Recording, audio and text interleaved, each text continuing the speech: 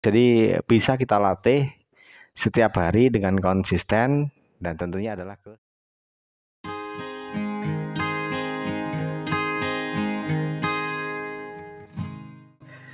Halo sahabatku, selamat malam, salam sahut hobi. Kita berjumpa kembali. Pada kesempatan kali ini kita akan coba membahas pertanyaan yang masuk dari teman kita yang memiliki akun adalah user UH5UV4HK3C. Beliau berkomentar di video dengan judul Extra Funding yang bagus pengganti jangkrik. Pertanyaan beliau seperti ini.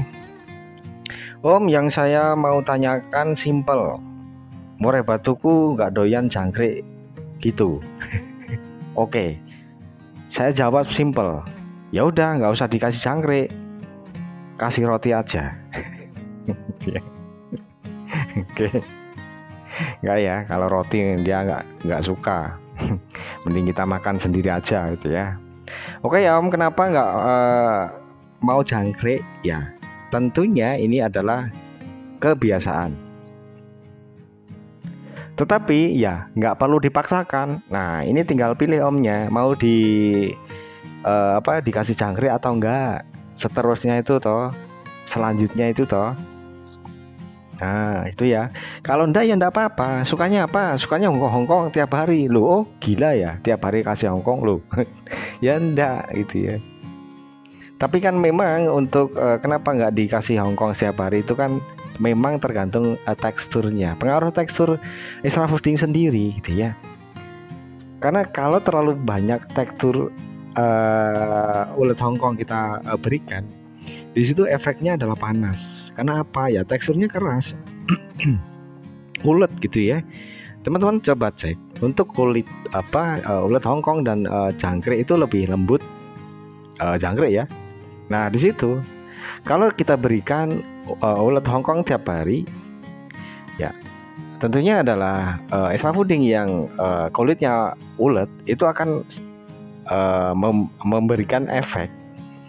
Ketika dicerna burung murai batu itu akan sulit.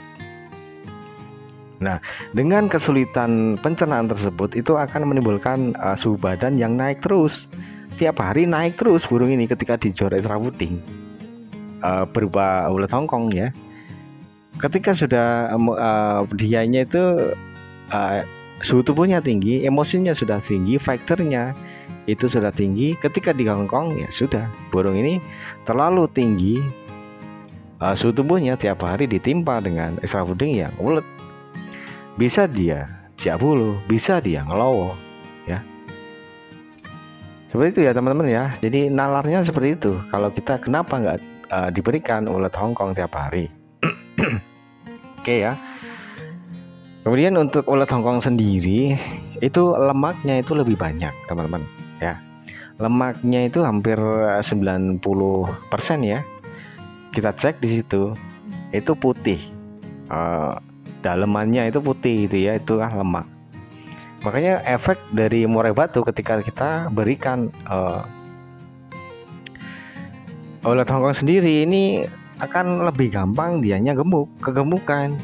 Nah kalau kegemukan padahal dia itu atlet, burung murai batu kita kan atlet ya.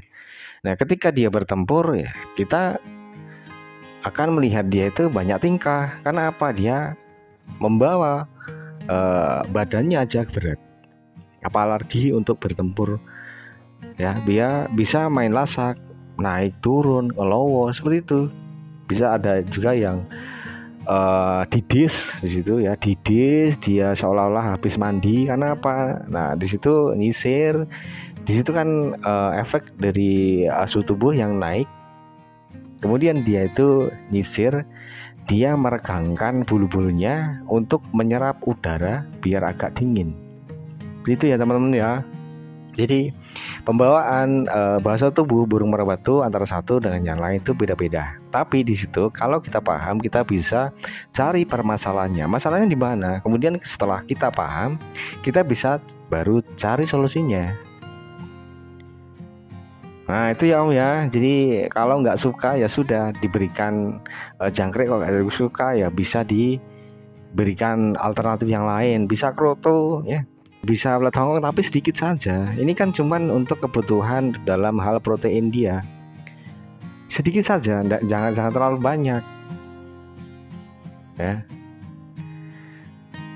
Oke lah Om, ini burung ini saya selanjutnya itu pengen memberikan pemberian self-feeding ya standar saja, dalam arti teksturnya biar nggak terlalu keras ya, nggak mungkin lah saya berikan untuk ulat Hongkong. Om, saya pengen lah burung ini mau makan jangkrik gitu ya. Oke lah, bisa diusahakan dengan kebiasaan tentunya kita berikan latihan. Dengan cara apa ya, bisa lah dengan jangkrik itu dipotong-potong, kemudian dicampur dengan purnya. Nah, purnya ini yang sebelumnya itu mungkin besar, dalam arti gelondongan besar, itu bisa dengan kita gerus dahulu, kita hancurkan dahulu. Saya ini tujuannya biar sesuai dengan purnya. Kemudian bisa juga kita beli pur yang lembut, yang halus. Nah, ini tentunya juga nantinya itu berbeda aromanya, berbeda proteinnya, berbeda jenisnya. Nah, ini kan nantinya mungkin akibatnya itu merubah purnya. Nggak apa-apa. Nah, setelah nanti terlihat kotorannya itu sudah bercampur pur, ya sudah. Nah, nanti kan terlihat ya. Jadi bisa kita lakukan setiap hari ya. Dengan cara apa? Kita ya tadi potong-potong jangkriknya, kemudian ya purnya itu enggak usah dikasih dulu. Ya, kita campur di luar ya. Jangkrik kita potong, kemudian kita ulet-uletkan dengan pur. Kemudian ya mungkin ya kisaran 3 atau 5 gitu ya. Dicampur, kemudian kita masukkan jangkriknya saja yang sudah tercampur dengan purnya ini ya. Bisa dengan siangnya itu standby pur, tetapi jangan dikasih dulu sebelum dia makan jangkrik gitu ya. Itu tetap aman lah. Kalau saya juga sudah praktek. Kalau nggak aman ya saya ngapain saya kasih saran ke teman-teman gitu ya. Nah, nanti mati Om, enggak, selama kita pantau di situ kan kelihatan tuh ya. Jadi di hari pertama pasti ya dia ogah-ogahan makan jangkrik, itu nggak ogah-ogahan gitu ya. Tetapi lama kelamaan karena efek laparnya ini dia akan mau, lama-lama pasti mau. Ini tergantung kebiasaan kok gitu ya. Itu yang pertama. Kemudian kita sabar enggak itu ya Om ya. Jadi bisa kita latih setiap hari dengan konsisten, dan tentunya adalah kesabaran.